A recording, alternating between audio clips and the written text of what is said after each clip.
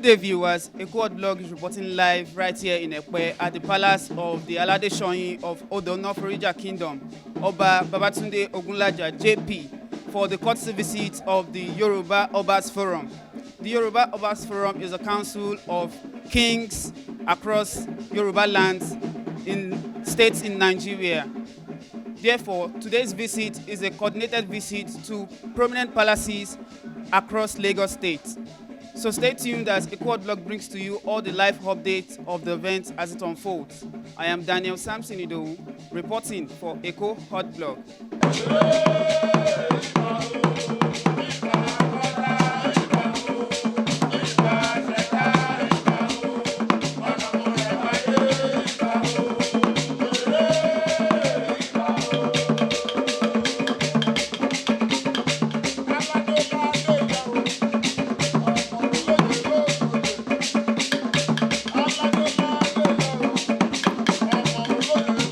The Yoruba Obas Forum recently wrapped up a successful 3-day courtesy visit to key monarchs across Lagos from November 26th to November 28th, 2024.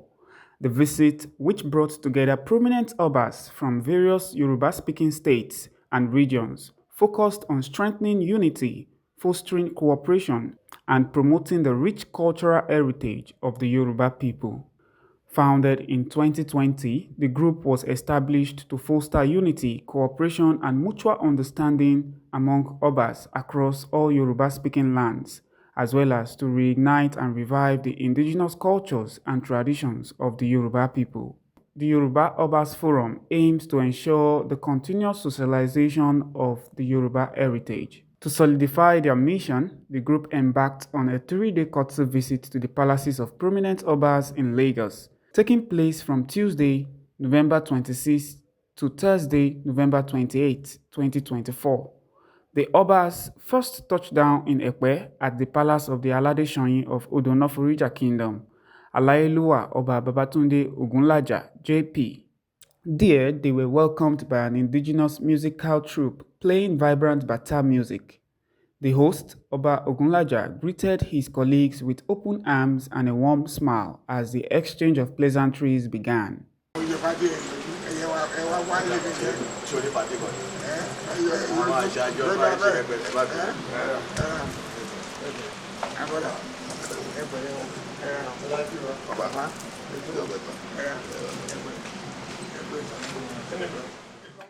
The Obas present were introduced by the forum's public relations officer, the alayandeluofodoayandelu Kingdom, Alayeluwa Oba Asumoganiu Aderibigbe. Among them were the forum's president, Alayeluwa Oba Samuel Olumide Adeoye, the Molokun of Ijora Kingdom, Oba Alayeluwa Michael Odunayo Ajayi, and many others from various kingdoms. In his remarks, Oba Asumo emphasized the need for cooperation among the Obas to revive and promote the dying cultures and traditions of the Yoruba people. Only can introduce the aims and objectives of this association or forum with you and other people here present. The Yoruba Obas Forum is a non-profit and non-political organization consisting of and open to all traditional rulers from Yoruba-speaking states of Ondo, Osun, Ekiti, Oyo, Ogun, Lagos, Kogi, and Kwara, who are duly certified and recognized by their respective state government and who have completed their statutory installation rights as required by their tradition and thereafter obtain a staff of office from the governor. Ìyẹn ni pé ẹgbẹ́ yìí kì í ṣe pé ṣe là ń ṣe láti fi pawó àbí à ń tẹ̀lé olóṣèlú kan àbí olóṣèlú kan ló ń sponsor wa.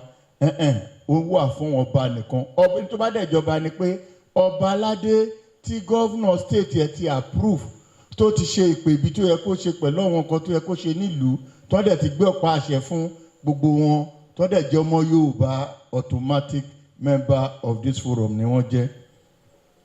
The aim and objective of the Yoruba Obas Forum include but are not limited to: 1. The promotion of Yoruba tradition and culture worldwide. gbogbo ibi tí ó bá ti ń jẹ́ orílẹ̀ àgbáyé bá ṣe máa gbé àṣà wa, ìṣe wa, culture wa lárugẹ, ká jẹ́ kó mọ̀ pé ìran Yorùbá ni wá, òun là ń bá kiri. Ọlọ́run á dẹ̀ gbà fún wa. Èkejì, to promote and foster unity, peace, progress and development among the Yoruba Obas and their community. Orí ẹ̀ náà lẹ́yìn bàbá Anoforija lọ ṣe ní Àtijẹ̀rẹ́ àti Makun Omi. Tabari ibi táwọ̀ wà láàrin àwọn ọba àbí láàrin ọba àtàwọn olóyè, ẹgbẹ́ ìyá dìde, wọn á lọ bá wọn dá sí, wọn á dẹ̀ bá wọn yanjú ẹ̀ pẹ̀lú ògo Ọlọ́run, àníráwọ̀ láàrin ara wa. 3, to promote cooperation and improve peaceful coexistence, love, justice, and welfare among the Yoruba Obas and their community. The host, Oba Ogunlaja, commended the Obas for their commitment to preserving the Yoruba heritage and promised to continue promoting their collective interests. The importance of unity, support, and progress among royal fathers and Obas of Yoruba origin and our heritage. I, His Royal Majesty Oba Alayandeluofodoayandelu Dr. Babatunde Ogunlaja, JP, Kaleyai II. I greet you all and welcome you all to the Aladeshoyinofodonoforija Palace, Odunoforija in Eredo area of Ekpe Division. I welcome all of you in peace, honor, and respect. It is a profound privilege to stand before you today in the presence of revered custodian of Yoruba culture and tradition to speak on a matter close to our hearts, the importance of unity. I repeat, the importance of unity, mutual support, and collective progress among royal fathers and Obas of Yoruba origin and our heritage. The Yoruba people are known for their rich cultural heritage, deep sense of history, and enduring contribution of Nigeria and the world. At the heart of this legacy, stand you, the royal fathers, as the embodiment of our tradition, the guardians of our values, and the custodians of our future. Yet we find ourselves in a time where unity and our great heritage, great lineage is not just desirable, it is essential. The need for unity among royal fathers. The need for unity among royal fathers. Your Royal Majesties, distinguished and respected Obas, the Yoruba proverb says, "Agbajo ni abiso aya," meaning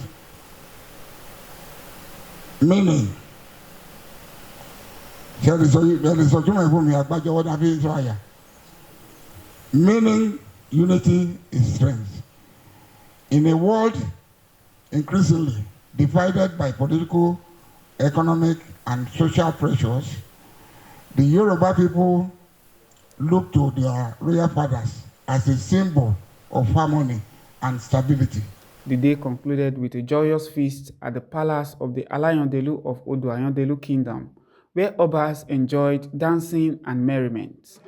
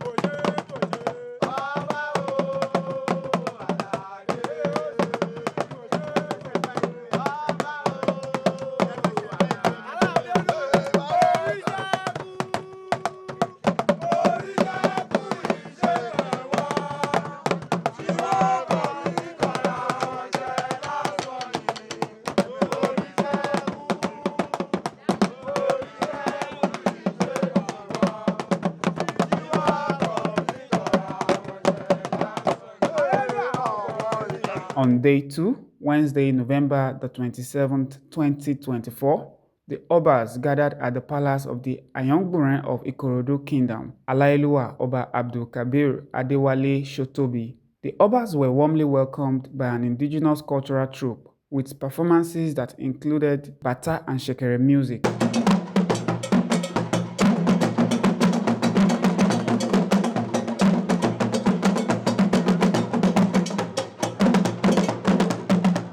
Oba Shotobi thanked his colleagues for their visit, while the forum's president, Oba Samuel Olumide Adeoye, spoke about the goals of the visit. 5 years ago, ìdí tá a lè fi dá sílẹ̀ ni wípé a rí wípé kò sí ẹgbẹ́ kankan tó kó àwọn ọba ilẹ̀ Yorùbá jọ nígbà kò sí ẹni wọn.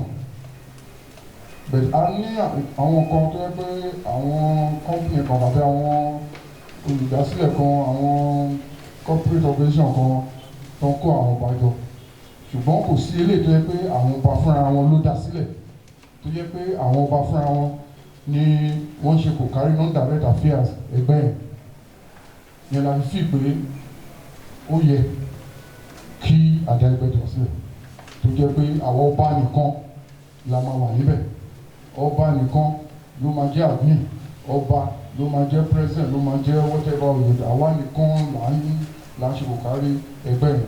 The forum's PRO further highlighted the importance of restoring the prestige of the Obas, which has been eroded by emerging religions and foreign cultures. Bàbá ètò tó wá yà wá lẹ́nu sí ká máa rí ọba aládé kó máa kúnlẹ̀ níwájú pásítọ̀ kọ́ba aládé máa gbádé sílẹ̀ torí kó ń lọ sí convention àbẹ̀dárúkọ àwọn ṣọ́ọ̀ṣì kankan kó má dàbí pé àwọn là ń bá wí ẹ bá wọn sọ̀rọ̀ ẹ bá ṣe retreat fún àwọn ọba ẹ ṣe in-house retreat jẹ́ pé àwọn aláìlú àkẹ́kẹ́ kan mọ nǹkan tó ń pè ní ọba èèyàn kì í gbé ẹni sórí kó fẹsẹ̀ máa wá wo rẹ̀ òwe náà máa jẹ́ tẹ̀yìn àgbàlagbà ìyẹn pọ̀ ń ta àwọn ọba kan tó ti dé sìn àwọn daylight robbery ẹ mọ nǹkan tó ń ṣe ní Kòròdú pé bọ́n ṣe ń ṣèrè bàbá ayangburenofikorodu àná ọlọ́run kó ṣe kú ní ìsinmi fún káwọ́ ẹ máa jẹ́ nímọ̀ rẹ̀ káàdẹ́ tó máa jẹ́ tayé nígbà tí bàbá wàjà bàbá yìí ló ṣe gbogbo bùkárí ẹ àwọn mùsùlùmí ní ẹ̀hàn ní kẹ́ má kírun sí lára ṣùgbọ́n òkú ìlú ní ìgbà tó tásìkò oníkan gba tradition wa nìyẹn kọ́ bá wá dé orí Gẹ̀ẹ́sì wọ́n sọ pé òun fẹ́ ráwọn oníṣẹ̀ṣe mọ́ wọ́n sọ pé òun ti di pásítọ̀ òun ti dà láàjì ìgbà tó mọ̀ pa láàjì ló fẹ́ ṣe òṣèlú sí mọ́ṣáláṣí kó fẹ́ jẹ ìmáàmù bẹ́ẹ̀ àti kó fẹ́ jẹ sẹ́ríkì tó bá dàbí làdáni tó bá dẹ̀kọ̀ pé pásítọ̀ ló lọ kó lọ jẹ́ orímọládé kó lọ ṣe kán bẹ́ẹ̀ so gbogbo orú àwọn bàbá yẹn àwa sọ fún wọn kó kò tọ̀nà. Oba Shotobi addressed the Obas, stressing the need for unity among Yoruba-speaking kingdoms and the inclusion of Obas in the political affairs of the country.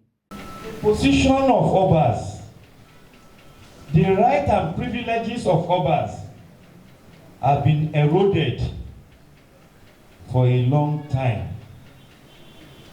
We have been relegated. We are Obas without government backing. We don't have much of instruments of law to back our actions. And that is what we are fighting. That is what we are challenging. When Mr. President came to Lagos, fortunately, I was asked to address him. Modeni, Mr. President, our Oba, we are not challenging political authority, but our Oba, we are lettered and learned. We have lawyers, we have engineers, we have accountants, chartered accountants. We have all of us here, seated here. What are we asking for? We then ask for advisory role for advisory role for the governance of this country. We need to get involved. We need to know how they were running the affairs of this country. Mr. President told us it was a constitutional issue that the Assembly will handle it. The visit concluded with a grand feast at the palace, filled with music and celebration.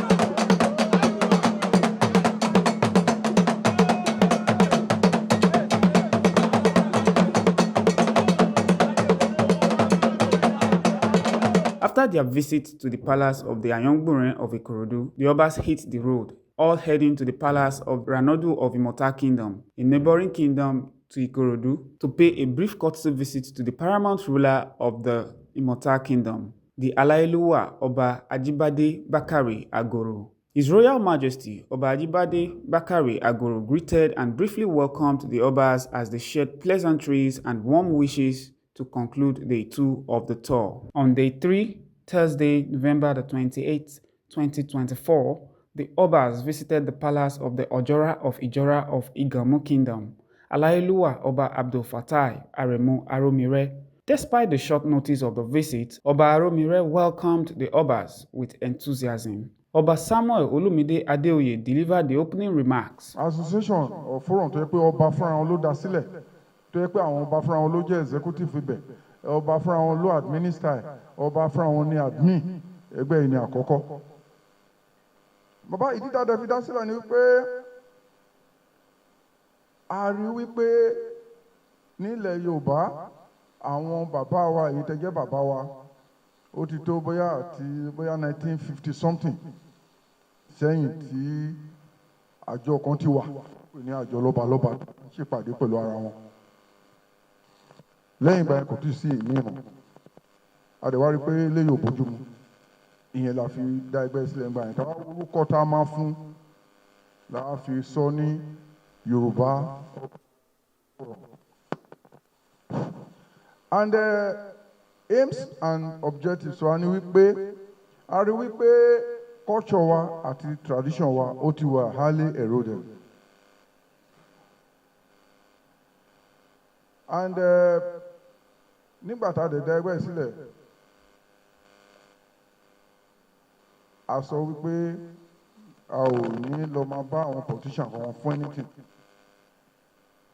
fúnra wa là ń fund ẹgbẹ́ yìí through annual dues tí àwọn ọmọ ẹgbẹ́ tó ń contribute. Owó ara wa la fi ń lọ káàkiri gbogbo ibi tí à ń lọ.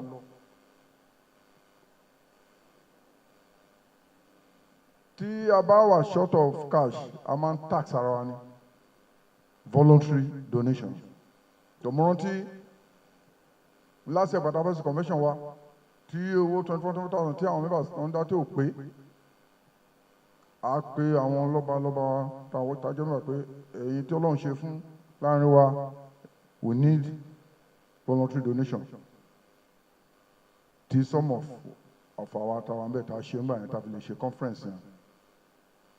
Bàbá ẹgbẹ́ yìí adásílẹ̀ ẹ̀yin la ràn lọ́wọ́ ẹ̀yin ọba ńlá ńlá ilẹ̀ Yorùbá ẹ̀yin la ràn lọ́wọ́ kọ́sí ẹ̀yin gangan ló yẹ kẹ́ ẹ dá ẹgbẹ́ yìí sílẹ̀.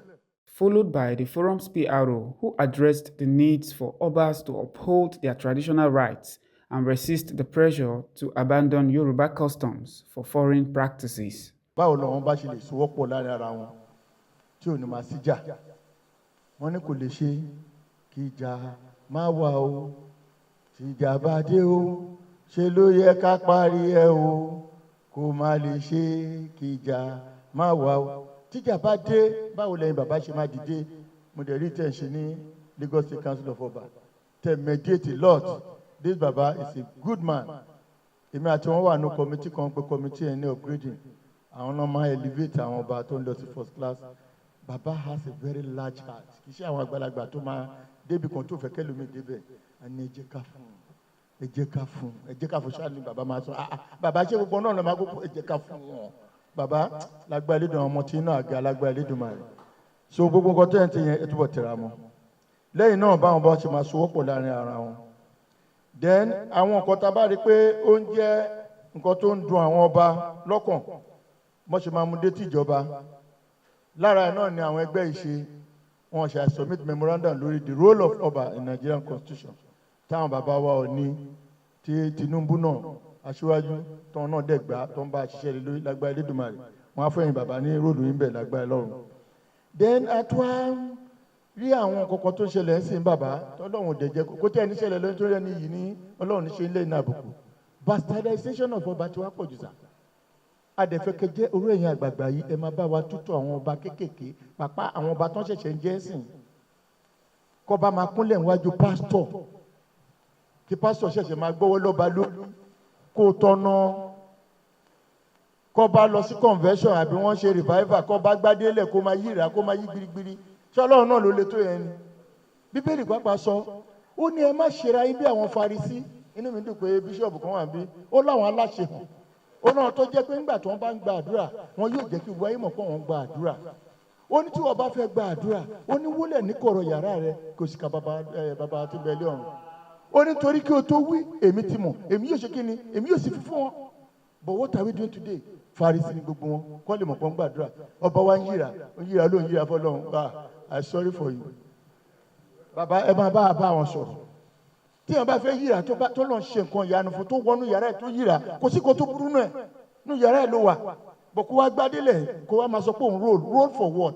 Following that, the host, the Ijora of Ijora of Iganmo Kingdom, Alayeluwa Oba Abdulfatai Oyeyinka Aremu Aromire, addressed the house. He acknowledged and appreciated the Obas for their courtesy visit while addressing the issue of some kings' non-compliance with the Yoruba race customary rights. I'm with you people.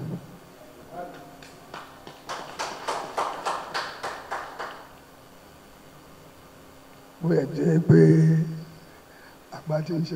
but notwithstanding, anytime, any day, Debati can see me, I'm ready to support you with anything.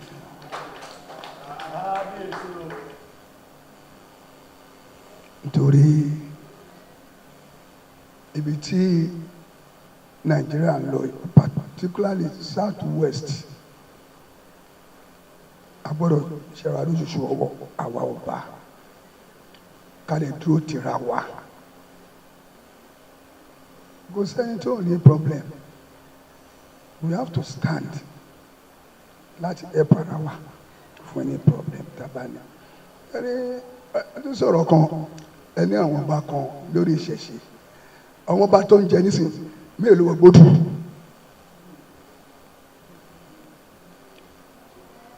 Ṣé ọba tó jẹ́ pé ó máa jọba lọ́la tó ti jọba?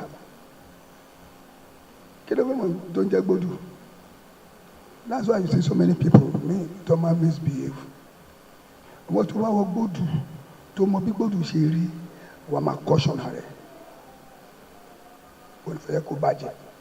But ẹni tó kàn jẹ́ pé opportunity lórí ló fi débẹ̀ kí ló kàn? Ọgọ́ta ni ó wà láàárọ̀ wa pé. Àmọ́ bóyá sọ ìwọ tó bá ní dára lójú pẹ̀lú aláṣekù tó ní confam pẹ̀lú aláṣekù tó dàpọ̀ mọ́ nǹkankan because I believe in it and I continue to worship it no matter what it is. Tí Christian bá dọ̀ mi máa fún wọn o, tí Muslim bá dọ̀ mi máa fún wọn o, àti Christian àti Muslim ń fún wọn mọ́tò. Àmọ́ ẹ lè fọ́ọ̀sì mi lọ sí yídì because mi ní lọ. Àmọ́ tó bá wò oní pásítọ̀ olùgbọ́wọ́lé ọba lórí ó mọ rìn tí pásítọ̀ bàbá yẹn rìn kó tó gbadé.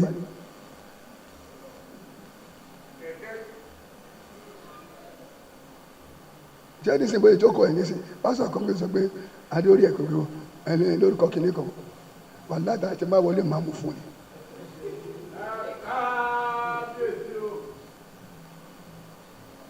àwa fúnra wa ni ká mọ ohun tá à ń ṣe.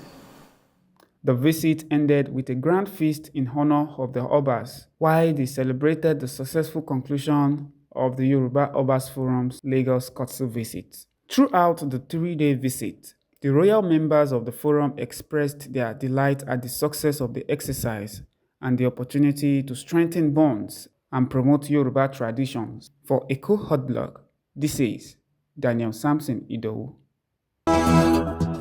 Yeah, our position is very, very crucial to the development of Yoruba land as a whole.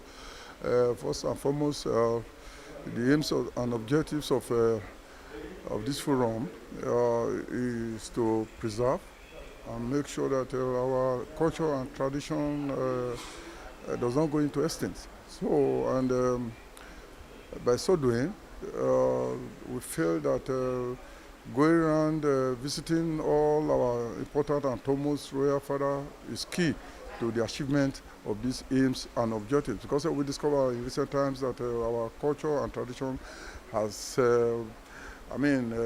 been abandoned by our people, including the royal fathers themselves. So, and we saw the need to go around and collaborate, sensitize, plead with our foremost royal fathers on the need for us to come together to make sure that we don't allow this to continue. Because Yoruba land, we are known for a very rich culture and tradition, and we felt that there's need to sustain it. Yeah, how we think it will be achieved is by it's for all of us, the royal fathers, to make sure that in our various domains, we make it very, very compulsory for our children to learn our language, to be acquainted with our culture, and as well for our government too, to introduce Yoruba culture, Yoruba languages in our various schools, so that from the grassroots, our children will understand the Yoruba culture and tradition. Because you can see that in recent times, our children, they cannot even speak our language. Even some of us royal fathers, we cannot even speak Yoruba language properly. Even we are far away from our culture because of European tradition, Christianity, Islam, and the rest of it. But the irony of it is that Yoruba tradition and culture is the number one, because those cultures have been in existence before the introduction of all these religious we are talking about. So I think for us as royal fathers, it is very important that we make it very, very compulsory in our various homes for our children to learn, to be taught of our languages, tradition, and culture, because charity begins at home. By the time we start from our own various palaces, so from there to be extended to the schools, and the government as well, our politicians to also collaborate with us, mostly in Yoruba land, to make sure that our culture is highly preserved. Because you can see, even in Igbo land, you can see they don't joke with their own culture. So it is only in Yoruba land we discover that Christianity and Islam has eroded everything our great forefathers left behind for us. And this is actually affecting the development and the growth of Yoruba land and its culture. Well, it's a very, very good gesture that we have been able to reach out to Lagos State. We've been to Kogi, Kwara, Ondo, and Ekiti, and we now think it's now the turn of Lagos. And our coming to Lagos is to make it known to our leaders, which Ijora is one of them, to know about this forum called Yoruba Obas Forum, and then on how to bring all the Obas together so that they will cooperate with each other, so that they will be able to fight for their right and get what is needed for the Oba and their various communities. And for the bastardization of the traditional institution, we are using that opportunity at the same time to campaign to our father You see many people now putting on beaded crown. It's supposed not to be so. Like Lagos state law, if you wear a beaded crown without being an Oba, it's 5 years imprisonment. You see Oba Ogboni now, you see Oba Odorisha, you see a lot of things that they are trying to bastardize. And not only that, some of our children abroad, many of them now are parading themselves like an Oba. And some of them are not even from the royal family, not to talk of putting on a crown. All this thing is about bastardization. And some of them use this thing to commit crime. And when they were nabbed, the only thing you see in the press is that one Oba has been nabbed for maybe drug trafficking, maybe some kind of criminal activities, which is not good. But they won't know that they are fake Oba. All these things, this is the campaign we are taking around, so that people will know the difference between genuine Oba and the fake ones. We are going to achieve it. We are not going to relent. We keep on talking to our children, not only in traditional, even talking Yoruba. How many people can even speak Yoruba? You see many, even for prince and princess, some of them cannot even speak. So we start from there, so that we teach them our language. From there we teach them on how to greet. Then from there we teach them about our culture. There is a difference between culture and religion. People mix it up together. Go to the east. You see bishop, when they come to their Egungun festival, they celebrate. It's their traditional festival. It's not like what people think that anything tradition is about idol worshiping. No. Tradition is quite different. It's a fun fair where you can bring in your children abroad, or people around to come and witness what they are doing, so people can know each other. From there will be intermarriage. But look at what is happening now. This one married this one. Within 3 years, the marriage is broken because they are not used to their tradition. They don't know what the norm says. So those are the things. So we are not going to relay. We continue to canvass for it, and by God grace we will be there. Let's thank God that this type of development we have witnessed.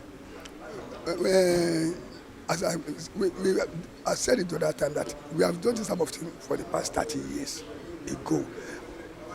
And the way I manage these Obas, it's from southwest, not Lagos or Ogun or this thing. I think they will go many places as it is like this. So I'm really happy for seeing them. We achieve it. We need to start from somewhere. We talk to ourselves. We invite all these young Obas. They are still young.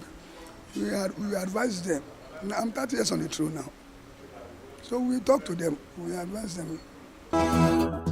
First of all, the Yoruba Obas Forum was formed to protect the interest of Yorubas, to improve on the integrity of the institution, to support all the positive tries of the Yoruba people. And essentially, we decided to visit all our people in various states. And you will understand that the Yoruba Obas Forum comprises of Obas in Lagos, Ogun, Oyo, Osun, Ekiti, Ondo, Kwara, and Kogi states who are Yoruba speaking. And so we are here, one, to meet up with our colleagues and relate to them on matters of mutual benefit, and also to let them know about the association, and to also let us join hands together to improve the culture and do better within our current situation. Well, very easy. Essentially, we have always been at the forefront of ensuring that our culture does not die. And how would it not die? It won't die if we're able to involve the youths with whatever we do, children and the youths. And one of the things we have always promoted is to ensure that we encourage our youths to speak the local language. I'm speaking English to you today because you compelled me to speak in English, since you are talking to me in English. But we want our children not to allow the language to die. We want them to be able to speak English. We want this to become law, as has been done by Lagos State, where part of their plenary session is held in Yoruba language. We think that this should be the case in every other Yoruba-speaking state, and it should be encouraged. The other issue is that we need to showcase more of our culture. People need to see what is this about. It's common to see youths who are afraid of the Yoruba culture, thinking it is evil or it is bad. We are showing them an example of people like us who are well-educated, well-traveled, enlightened, and yet we are traditional rulers. Gbígbé àṣà lárugẹ ni ọba jíjẹ wà. Òun là ń pè ní ìṣẹ̀ṣe. Ìṣẹ̀ṣe nínú ìṣẹ̀ṣe ni ọba jíjẹ, tí ó dẹ̀ ń ṣe ẹ̀ṣẹ̀. Tọ́ra ẹlòmíì wọ́n bá ti rádé lórí ọba àbí wọ́n rí ìlúkẹrẹ, abọ̀rìṣà àbí ẹlẹ́ṣẹ̀ ni wọ́n kà kún, gẹ́gẹ́ bí àwọn Ìgbò ti ṣe bà iṣẹ́ àtàṣà wa jẹ́. Àwọn òdì tí ẹgbẹ́ ìtàṣe dá sílẹ̀ nìyẹn pé lásìkò tí wa ó ti ń fẹ́ bàjẹ́ àfẹ́ kó dẹ̀ bàjẹ́. Ìran Odùduwà ni wọ́n pè ní Yorùbá. Adé orí wa yìí Odùduwà ló kọ́kọ́ dé. Ilé Ifẹ̀ dẹ̀ ni gbogbo àti ṣẹ̀ wá. Ìgbárùn malẹ̀ dẹ̀ wà ń bẹ̀. Òun náà dẹ̀ fi ń to ayé láyé tòrò láyé rójú. Ìgbà tán gbẹ́sìn òkèèrè dé ìsìn àjèjì. Òun ni gbogbo nǹkan bàjẹ́ báyìí. Kò bàjẹ́ báyìí tẹ́lẹ̀ orí ń fọyàn bí kíní kan ń ṣe olórúkọ ewé tán máa ní kó lọ́jà tán máa ní kó gbóhùn lẹ́sẹ̀kẹsẹ̀ kíní ẹ̀ máa fi lẹ̀ ní bí inú ń nù yàn wọ́n lè ní lọ jẹ́wé efinrin tó bá ti mú kó fi yọ̀ sí ó máa lọ. Ṣùgbọ́n ǹjẹ́ ẹ mọ gbogbo yẹn mọ́ báyìí pápẹ́ yẹn ọmọ wa tá à ń bí nìsín ǹjẹ́ ẹ mọ yẹn pé kó òyìnbó tó dé àti ń ṣàyè wa àti láwọn oògùn oríṣiríṣi ìbílẹ̀ Ọlọ́run dẹ̀ dá ewé àti egbò pé ká máa lò ó. Èyí tó dá sí ilẹ̀ Haúsá ó yàtọ̀ sí ilẹ̀ Yorùbá. Orúkọ tó ń pe ewé ilẹ̀ Haúsá kọ́ là ń pe tiwa ń bí bẹ́ẹ̀ náà nílẹ̀ Yíbò káwa sọ pé ìlú òyìnbó. Tó bá làṣà fi wò ẹ́ fífi sílẹ̀ yẹn ló bá wo nǹkan jẹ́ báyìí. Ẹ̀sùn òkèrè ẹbí tá a bá wa dé Nàìjíríà ò lójúmọ́ báyìí nìsín kọ́lọ́n kó gbà wá lẹ́yìn tó rà ti kọ́ gbogbo àwọn ọ̀ṣẹ́ àtàṣà àwọn bàbá ńlá wa sílẹ̀. Àfi ká padà síbẹ̀ wọ́n yẹ sọ pé ìṣẹ̀ṣe làgbà oníṣẹ̀ṣe lọ́ba oríṣiríṣi ìṣẹ̀ṣe lókun lùkàlùkù wa. Ẹlòmíì wọ́n ṣọdún Ọ̀yàn ẹlòmíì ṣọdún eégún ọdún orò oríṣiríṣi ọdún tó dẹ̀ yẹ pé ayédèrú rojú ń gbà yẹn. Gbogbo àwọn ibi tán bá ti ń gbàgbé ẹ̀ tán ti ń àbọ̀ léṣe ẹ rí i pé ìlú yẹn kiri kò ń rọgbọ kò ń jẹ́ káwọn ọmọ ìlú wọn wá sílé. A fẹ́ ṣọdún olódòǹgbòlú a fẹ́ ṣọdún kinní kan tí wọ́n fi tẹ̀lú kálukú dó tán bá ti announce báyìí lórí rédíò àbí káàkiri gbogbo àwọn ìlú ẹ̀ máa wálé ẹlòmíì máa wà ọmọ ló máa tọrọ ọdẹ bó bá dọdún tó ń bọ̀ agbọ́mọ wá pàdé ìṣẹ̀ṣe wọn. So ẹ má jẹ́ ká bàjẹ́ ẹ jẹ́ ká gbé lárugẹ tiwa nìyẹn tiwantiwa. Gẹ́gẹ́ bí ọmọdé yìí náà kò torí ẹni pé gbogbo ọmọdé à ń sọ̀rọ̀ ọmọ ẹ̀ lórí ìfẹ́ lórí unity lórí security wàá rí i pé gbogbo ọmọ tí. Continue sir. Gbogbo ọmọ tí à ń sọ̀rọ̀ ọmọ ẹ̀ lórí unity lórí ìfẹ́ lórí security so èyí ló mú wọn lórí láti pé ẹni tó bá ń tọ́jú tó ń ṣe oríṣiríṣi takuntakun nípa ọ̀rọ̀ ìlọsíwájú ìlú Nàìjíríà nínú àwọn ọba tó ń yà ní Kábíyèsí a rí i pé gbogbo ọ̀rọ̀ tí wọ́n sọ jù ìbáṣepọ̀ ìrẹ́pọ̀ láàrin lọ́balọ́ba ni ó jẹ́ ẹ̀yin lógún nínú gbogbo ọ̀rọ̀ yìí. Kí ni ó fa eléyìí kí ẹ wò pé ìrẹ́pọ̀ yìí máa ṣe fún ìtẹ̀síwájú ilẹ̀ Yorùbá àti orílẹ̀-èdè Nàìjíríà lápapọ̀? Ó ń ṣe ìrẹ́pọ̀ láàrin lọ́balọ́ba nìkan. Ohun tí à ń sọ fún ni pé wọ́n gbọ́dọ̀ máa fi ọba ṣe àríkọ́ṣe kí ẹ̀kọ́ bá ti wà láàrin àwọn ọba láyé. Lára àwọn ọba láyé làwọn sọ́bjẹ̀tì wọn ti kẹ́kọ̀ọ́ pé ẹwọ́ gbogbo àwọn ọba ìgbésẹ̀ tó ń ṣe wọ́n ti lọ ní àjọṣepọ̀ láàrin àwọn sọ́bjẹ̀tì tó ń sọ̀rọ̀ tó wọ́n jẹ́ kan náà. So eléyìí máa mú àwọn sọ́bjẹ̀tì wa náà láti ṣe the same thing. Bẹ́ẹ̀ ni sọ̀rọ̀ nípa security ètò ààbò ní ilẹ̀ Nàìjíríà. A lè sọ̀rọ̀ nípa àṣà wa ẹ̀ka ọ̀pọ̀lọpọ̀ fún àṣà wa ni. Bẹ́ẹ̀ bá gbé ìlú òyìnbó àwọn ọ̀fọ̀ àṣà wọn ni. Kí ni àwọn ọmọ wa máa yẹ kí àṣà tiwọn síbẹ̀ tó máa lọ máa kọ́ àṣà lọ́sẹ̀. Ẹ bá dúró òyìnbó lóṣì àṣà tiwa gan wọ́n kọ́. Ìlú kan wà Amẹ́ríkà ní ìsìn ìjọba fẹ́ gba lẹ́sẹ̀sì níbẹ̀ wọ́n ti fàyè síbẹ̀ pé tó bá jẹ́ ọmọ Yorùbá tó bá mọ Yorùbá sọ àyè wọ́n ti wà bẹ́ẹ̀ pé Yorùbá ló máa fi ṣe ìtọ́jú. Kí ni àwọn ẹ̀dẹ̀ máa sọ irú mọ̀ bẹ́ẹ̀ yẹn gbà nílé gbé gan wọn lẹ́nu. So ìmọ̀ràn mi fáwọn òbí ni pé kọ́ má sọ àṣà ni.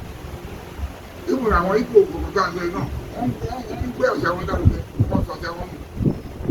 Ọ̀yẹ́ kí ètò àwọn ìlàjọ ká lè bọ̀wọ̀ fún àwọn tó bá yẹ kí àwọn ọmọ ká lè bójútó àwọn ọmọ wa láti má kẹgbẹ́kẹgbẹ́ nítorí gbogbo wọn sọ̀rọ̀ ẹgbẹ́ tí wọ́n ń kó yẹn àìsí àbójútó tó yè kóró lọ́dọ̀ àwọn òbí tó pẹ̀lú tó fi bá bójútó ọmọ yìí àdéhùn nínú mẹ́wàá pé ẹ̀rọ máa fi rí méjì tó máa fẹ́ ṣe ìwà ìbánu tó mọ ọ̀rọ̀ àwọn òbí lórí ìdí èyí wọ́n bójútó àwọn ọmọ wa wọ́n sì máa ń sọ àṣà. Ǹjẹ́ ní ọ̀rọ̀ fún àwọn ìjọba ìbílẹ̀ ni, ìjọba ìpínlẹ̀ ni, ìjọba orílẹ̀-èdè ni?